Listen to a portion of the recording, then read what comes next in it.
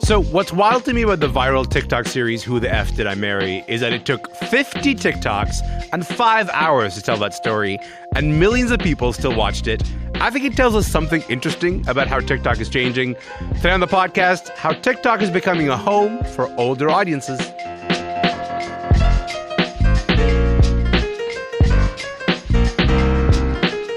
I'm Elamin Abdul-Mahmoud. This is Commotion. Look, it was last month on Valentine's Day when this viral TikTok saga first caught fire. Please excuse the hair, but here is part one of Who the Did I Marry? So I met my ex-husband around March 4th of 2020. We met on Facebook dating site, and we also matched on Hinge. That is just the beginning of 5 hours worth of storytelling. What you just heard there is Teresa Johnson. She goes by the TikTok handle Risa Tisa. And what you just heard are just the first 20 seconds of her series, Who the F Did I Marry?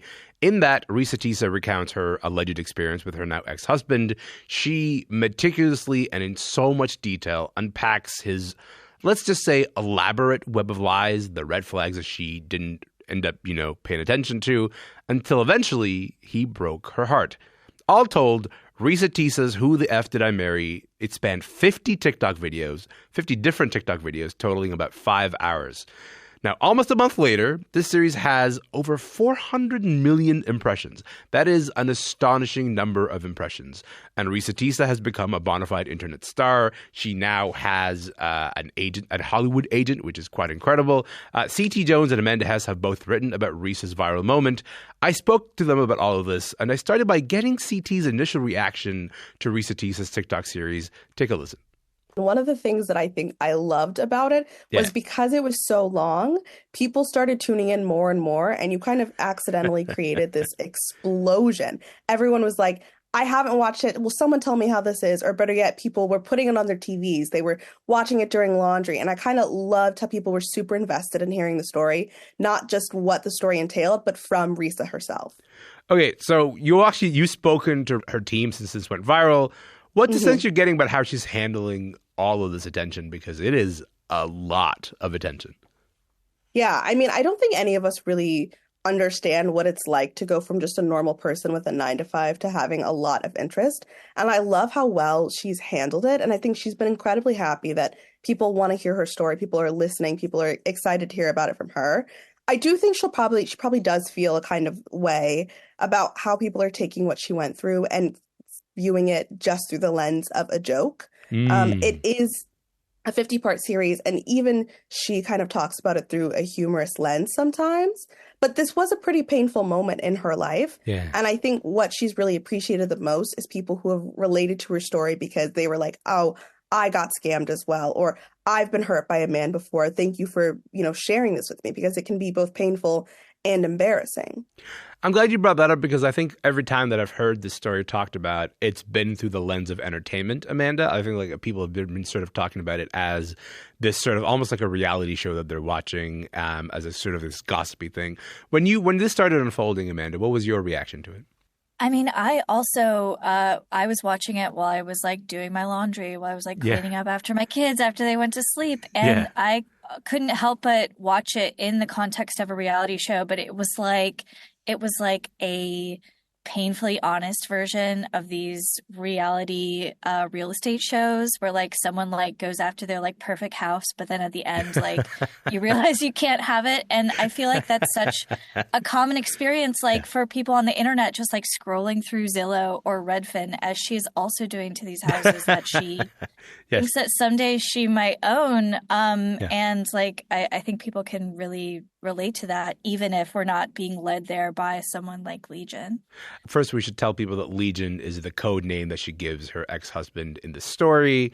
CT, I think I'm interested in the mechanics of this thing. If you'd asked me if a TikTok series, what single story that is told over 5 hours, would that go viral? My initial reaction would be obviously know. Like, I get mad at 2-part TikTok videos. I'm like, don't make me go search for the second part, let alone a 50-part series. And so this in my brain, this would go like, oh, this is counter to everything about how the platform sort of operates.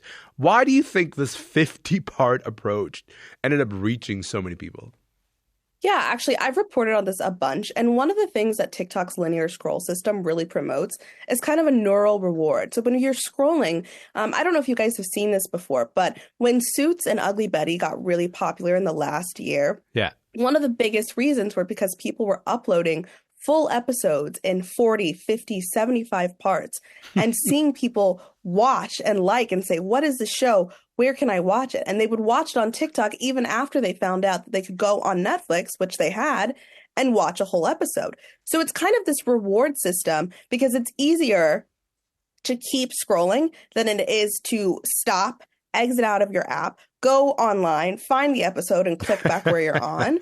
So it's this constant scrollification almost. You're getting immediate feedback and you want, to watch more. And I think to Teresa's point, it really works even better when you're desperate to know what happens next. Right. And in this 50-part series, every time you think it can't get worse, it does.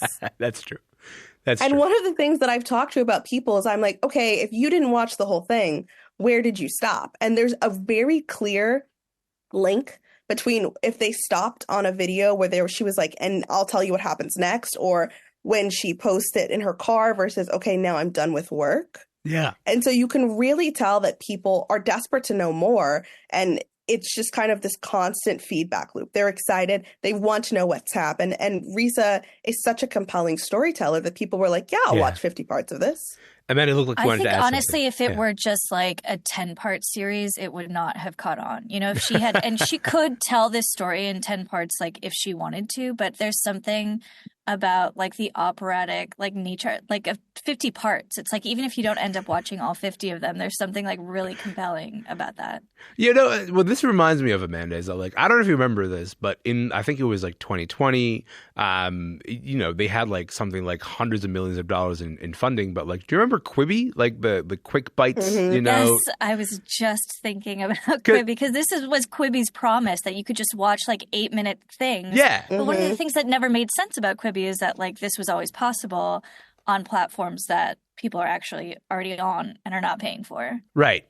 It sounds like you guys are saying Quibi was actually a good idea, just bad execution, which is I'm gonna have to sit with that. I'm really gonna have to sit with that because you really changed my worldview on this.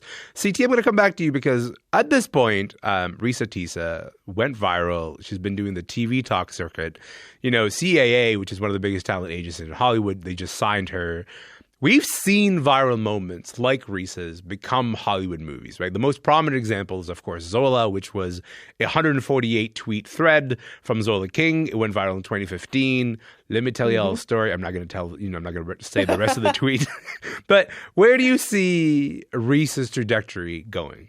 I think really the best thing about this is that it can go anywhere. I will point out one of the things that I was so excited to see was her being recognized in such a formal sense in normal media because Black creators have historically struggled to be compensated for these types of viral trends or viral work. So it was so great to see someone create something and then, try to find payment off of it, which is great. So I really think she could do whatever she wants and people are going to be willing to, give her the money to do so. I'm excited to kind of, she's talked a lot about never expecting this. And so I'm excited to kind of watch someone who, like the rest of us, had a 9 to 5 and, was just trying to share their story, get to choose kind of a new dream from something that was incredibly painful. Okay, just talking very quickly on the idea of Black creators who sort of originate ideas or viral trends and never see a dollar from them. Sarah Hagi, who's a friend of this very show, one of her big viral moments was tweeting, "Lord, give me the confidence of a mediocre white man." She was the originator of that phrase. You see that phrase on like mugs. You see that phrase on like T-shirts. You see that basically everywhere. She's never seen a single dime for originating something like that. So I think you're right. I think you're right about this idea of there is an infrastructure and an ecosystem that sort of rewards this kind of virality. You rarely end up seeing Black creators sort of end up profiting from it. Amanda, both you and CT have written about this story, but in your piece for the New York Times, you linked Risa Tisa's viral success to this idea that I'm really interested in, which is TikTok's growing popularity among 40-something millennials. Can you talk a little bit about that, about the idea that TikTok is now maybe for a different audience than it was before? Yeah, well, first I would say some of us millennials are not quite in our 40s yet, but we are like getting there. Yes.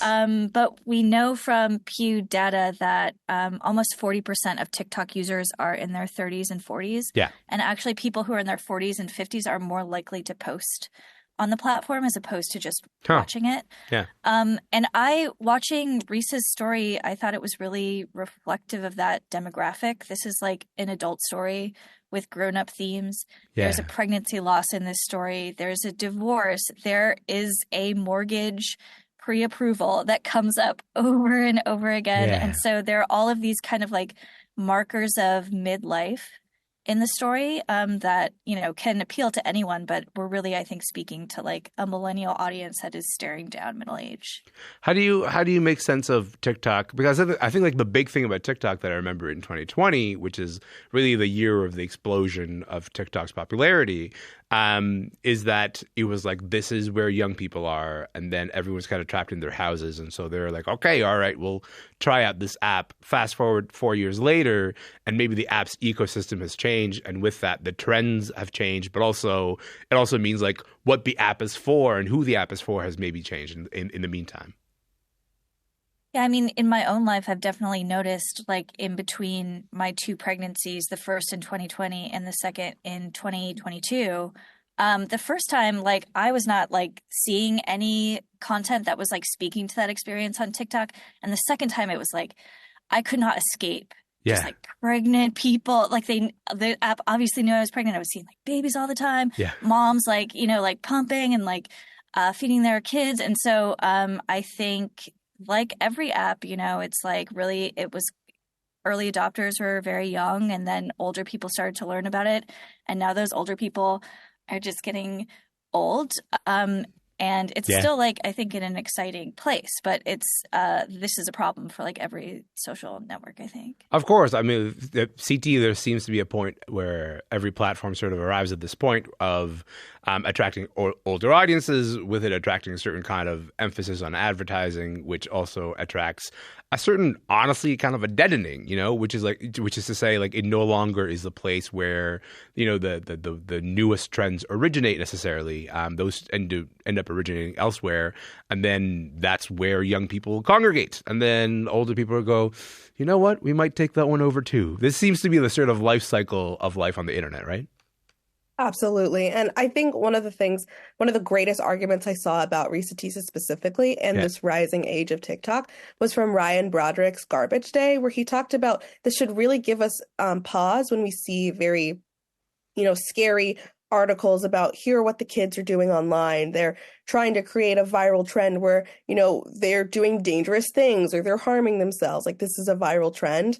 And what it would really, really like give us pause to do is to kind of interrogate those more and say, is this a trend that's actually happening in the way most trends do, which is, you know, sort of the best trends originate organically? Or is this something that enough millennials are talking about that someone decided to write it up like for 500 words? Which is quite often is, you know, the scaremongering about what young people are doing on the internet.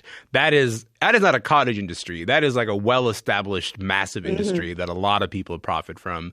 Also, I should tell people who are not as extremely online as you are that Ryan Broderick's Garbage Day is a phrase that refers to Ryan Broderick's newsletter, which is called Garbage Day, which is a great newsletter. I just wanted to sort of just pick that up. Listen, I want to close, CT, by maybe bringing comedian Cat Williams into all of this for a quick moment. You know, Cat had that interview with Shannon Sharp. That's still one of the big viral moments of 2024 so far. But what's been interesting is that both Cat and Risa Tisa, they both went viral without catering the thing that they do and their stories that they're telling to the white gaze. Is there a lesson that the industry should be taken from all of this, from these two viral moments? Or are these two people, you know, simply like exceptions to this internalized rule of Black creators, Black storytellers who end up catering so much of the way they present their story to the white gaze? Yeah, I think in my opinion, just because something is a rule or the way that something has always been done doesn't mean it's the best option. Yeah. And we've seen this time and time again. Hollywood loves to see these stories of breakouts until you have to hear from creators themselves how many times they were told no, or how many times they were told their story didn't matter or wasn't important or wouldn't kind of relate to a larger audience. So what I would love to see from this is one, larger infrastructure for influencers who want to get started and want to tell a story and aren't sure how to get there. A lot of times from what I see, there's a lot of, creator fatigue that happens long before these creators see any real money. Mm-hmm. And another thing is that I would love, I really want to encourage, all of these creators who have been told that like, oh, your story isn't, user friendly, or, we need to kind of dumb this down. We need to, kind of make this relate to, a random woman in Iowa or, a mom in Florida. Like, if your story is compelling, people are going to watch it. And it doesn't have to be something that they know or relate to in order for people to fully dive in and be invested. It's a particularly interesting moment for TikTok. But in the meantime, Amanda, CT, thank you for your time and thank you for being here. This has been a delight. Thank you. Of course. Thanks for having us. Thank you so much. That's my chat with Rolling Stone internet reporter C.T. Jones and culture critic Amanda Hess about the viral moment created by Risa Tisa's TikTok series called Who TF Did I Marry? Both C.T. and Amanda spoke to me from New York. Risa's ex-husband, Jerome McCoy, has taken to social media himself, and he's denied everything in her TikTok series.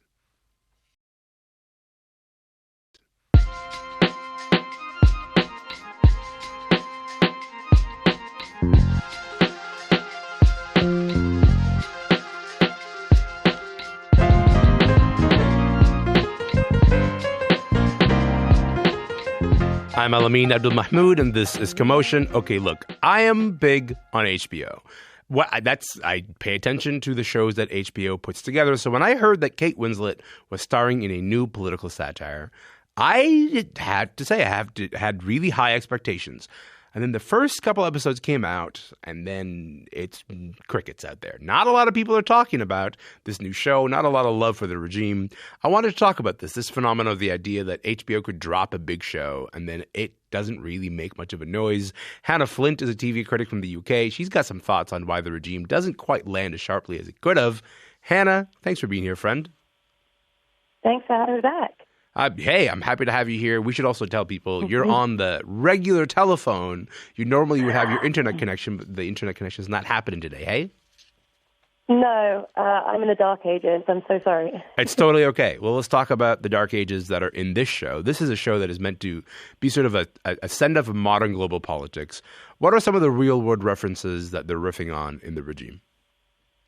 Yeah, I think the character Elena, which Kate Winslet plays, and the kind of regime situation feels a bit like a Frankenstein's monster of all the kind of worst people in politics. I guess the biggest one might be Vladimir Putin. His kind of autocratic style. He's a big germaphobe, and a big thing about the show is she's constantly scared that she's going to be infected by something, that the place, the residence that she's in has been poisoned. And she's a doctor by trade, so it's really interesting her, going into hypochondria and paranoia as she kind of continues as her regime starts to fall. Of course, there's Marine Le Pen.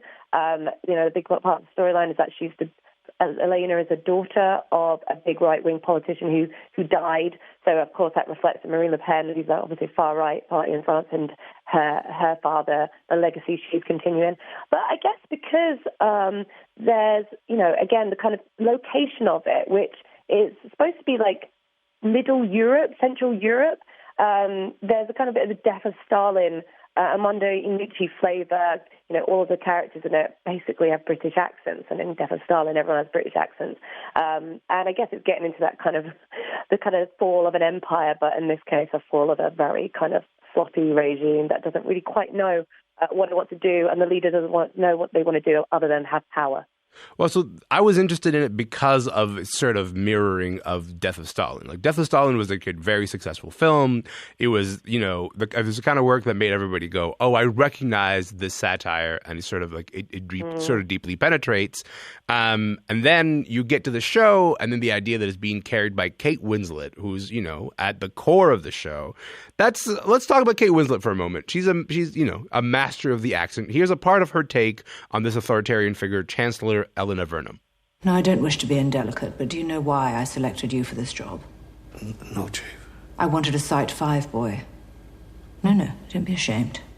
They behaved like animals, those protesters. You soldiers just reacted. I was right to send you boys down that mine, in spite of what my critics say. Not nice what they're calling you. Butchers of Site 5. But it's all right, I know the truth. There's a good man in there who deserves love. Oof. First of all, you hear that and you go, to me, this has the makings of something that should work, should land. Let's just talk a little bit about Kate Winslet and her performance in the show. How do you feel about Kate's performance in The Regime? Yeah, it's the glue that holds it all together. It's kind of like they put all the budget in Kate's performance and then didn't leave much else for anyone else. She's with that clip. What's great is you can really hear the kind of the intonation, the careful control she has over the delivery of her line. It's very clipped, kind of posh, British, I guess, but we obviously that's not in Britain. But there's also a lisp she has in certain ways, and also the way her mouth. There's a kind of weird. She speaks at the side of her mouth as well. She does. So all of it is in. Yeah, and it's the performance of it, the kind of attitude that she has. She's almost. Again, it's kind of like this arrested development, teenage kind of attitude, dealing with all the. She's throwing up, dolls at the pram sometimes, but then can be absolutely cruel and cold. But there's also this romantic rhetoric that she kind of. You just heard it in there, She's kind of very loving. She's kind of this maternal sort of quality, and in her addresses to the people, it's always she calls them my loves, and I think it's like her letting her freak flag fly. And she feels really eccentric. And I think that's the issue. She pulls so much focus. She's kind of like soaking up all the sun and kind of everyone else is in her shadow. And I think, you mentioned Death of Starling, and maybe that's one of the issues, is that that's a really good ensemble cast. Yeah. And with this, it's the Kate Winslet show, and there's not really much else. It's kind of like narrative scraps left for everyone else. Well, I was going to say, one thing that was really striking for me is that, when you look at the credits of the show, you see, for example, Frank Rich is involved. He's one of the executive producers of The Regime. Frank Rich was involved in creating Veep. You would think that this show would land. Why do you think it doesn't land? I think because the vagueness of it. They've specifically chosen to not put it in a real country. It kind of reminds me of Top Gun Maverick. You know how, they just say the enemy the whole time? Threat. Yeah, and it's like, it's supposed to be Iran. Maybe it's not. They don't want to, cause issues, but obviously it's a big kind of, the way that works is because of kind of the characters. It's not really meant to be political, and it's supposed to not be political. It's about, guys, get it together and save the day. Whereas this is supposed to be sharply satirizing kind of these autocratic government demagoguery. And, it's not got a clear kind of location. We obviously deal with, there's mentions of China. We have Martha Plimpton playing like a U.S. Secretary of State. But everything about it is so apolitical, and it doesn't really penetrate a deeper kind of probing of the kind of structures that allow these kind of people to rise up, or whether it's really trying to skew a specific person. And I think, I will say for the show, it looks amazing. There's the location where they shot, it's got this very Austrian look, but there's this kind of weird campiness as well in certain aspects, a bit of Dr. Strangelove as well, kind of references. They do these kind of weird kind of dresses where she's doing singing, karaoke kind of bar in the bottom, a bit cabaret.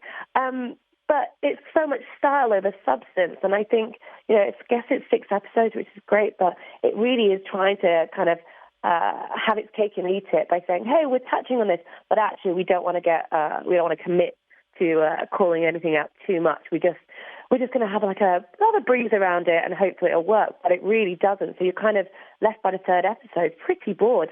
Actually, say the 3rd episode with Hugh Grant, I think that's what it is. Before then, it's kind of, that's interesting, and then you kind of, the bits on either side, you're just waiting for Kate Winslet to be on screen. Yeah, I think that's the trouble that I'm having with the show so far. It just seems to be the pacing. The pacing is not is not keeping my interest in ways that I sort of expect HBO shows to do. I will say, it's a show that I want to stick out. I'm going to continue to sort of follow it until the end of the 6th episode. But in the meantime, Hannah, I appreciate you being here. Thank you so much for your time, friend. Thank you. Of course. Hannah Flint is a freelance TV and movie critic from the UK. She was in London. The 3rd episode of The Regime is out this Sunday on Crave. That is it for the podcast today. Remember, you can listen to any episode of Commotion anytime you like, wherever you get your podcasts. If you got a moment, please check us out on Instagram. We are at CommotionCBC. My name is Alamin Abdulmahmoud. Hey, I'm going to be back tomorrow. We're going to talk about Grey's Anatomy. I'm really excited about that conversation. I will see you then.